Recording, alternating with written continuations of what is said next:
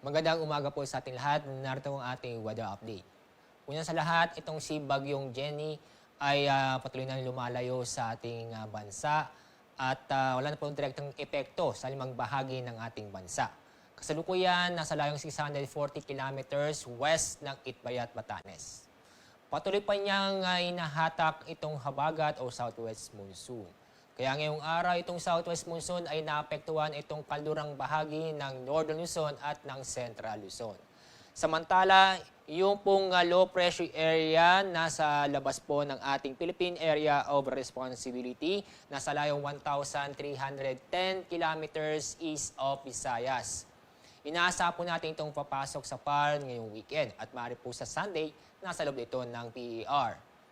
Within 24 hours, mababaw itong tsansa na maging bagyo itong low pressure area nasa labas ng PAR.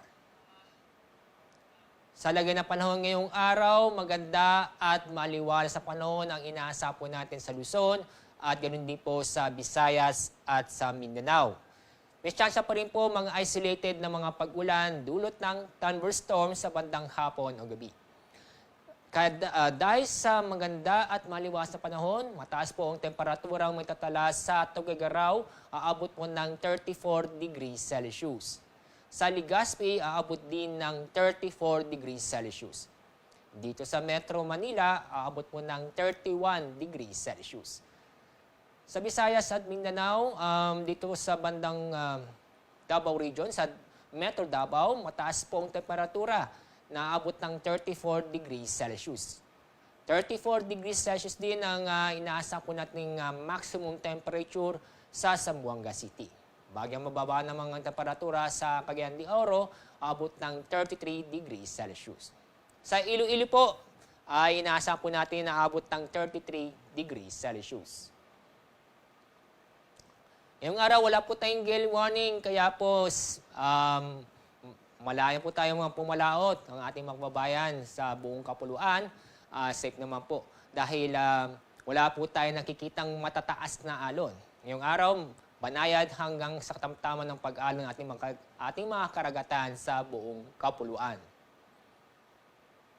Sa weather outlook, sa susunod po 3 araw sa Metro Manila, sa Metro Cebu, Metro Davao at ganun din po sa Baguio City, ay magiging patuloy pa rin na maganda at maliwas sa panahon, maliban lang po sa mga thunderstorm. Sa Legazpi City, sa susunod 2 araw, good weather ho tayo, maliban lang po sa mga isolated na mga pag-ulan. Pero pagdating ng Tuesday, October 10, may tsansa po ng mga kalat-kalat ng pag-ulan at may kasamang thunderstorm dahil sa epekto ng low pressure area. Sunrise mamaya pong 5:46 ng umaga, sunset 5:42 ng hapon. Yan po ang ating weather update mula sa Pag-asa.